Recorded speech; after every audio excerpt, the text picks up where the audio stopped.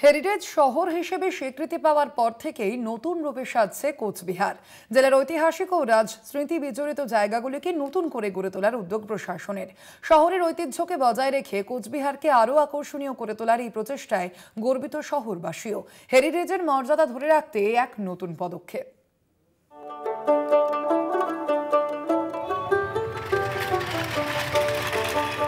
রাজট শহর কোচবিহার এখন রাজ্য সরকারের হেরিটেজ তালিকায়। সেই মর্যাদা ধরে রাখতে ইতিমধ্যেই জেলার ঐতিহাসিক ও রাজ স্মৃতি বিজড়িত স্থানগুলোকে নতুন সাজে গড়ে তোলার কাজ শুরু করেছে জেলা প্রশাসন।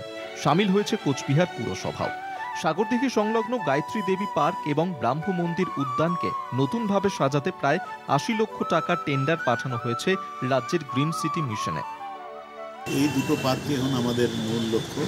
এখানে ঝোলনা থেকে আরম্ভ করে বাচ্চাদের খেলনা থেকে আরম্ভ করে ফ্রি হ্যান্ড এক্সারসাইজের কিছু জিনিসপত্র রেখে যাতে পার্কটাকে আকর্ষণীয় করে তোলা যায়, যাতে কিছু মনীষীর মূর্তি দিয়ে বা বাচ্চাদের পছন্দের মতো কিছু মূর্তি বসিয়ে তাদের সময় কাটানো বা তাদের পরিচিতির ব্যাপারে তাদের সচেতন করা যায়, এরকমই কিছু কাজ আমরা করতে চাইছি। শহরের বাসিন্দাদের মতে পুরসভার এই পদক্ষেপ অত্যন্ত প্রশংসনীয়। পার্কগুলোতে নতুন অবকাঠামো, আলোকসজ্জা ও সবুজায়নের কাজ সম্পন্ন হলে পর্যটকদের আকর্ষণ আরও বাড়বে বলেই আশাবাদী তারা।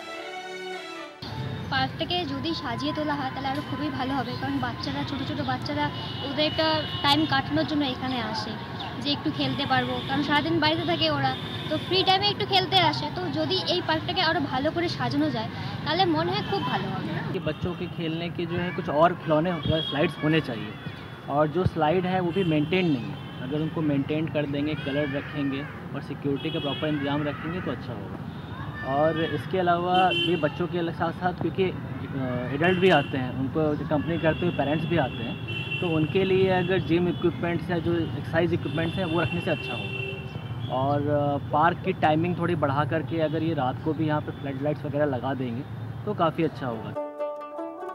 হেরিটেজের মর্যাদাপ্রাপ্ত কোচবিহারকে রাজ্যের অন্যতম পর্যটন শহর হিসেবে গড়ে তুলতে প্রশাসন ও পুরসভার এই যৌথ উদ্যোগই এখন শহরের নতুন পরিচয় গড়ার পথে।